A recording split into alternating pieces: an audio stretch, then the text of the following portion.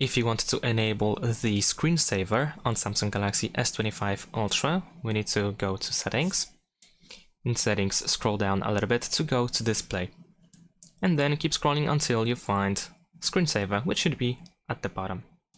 Select it, and here you can choose colors, so you can set up a color like this as the screensaver. You can use a photo table where you will choose photos, by going to Setting over here.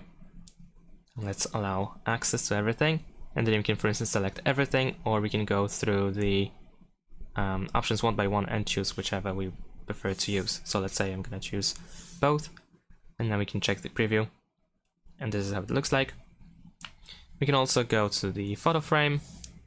Once again, go Settings in order to select photos.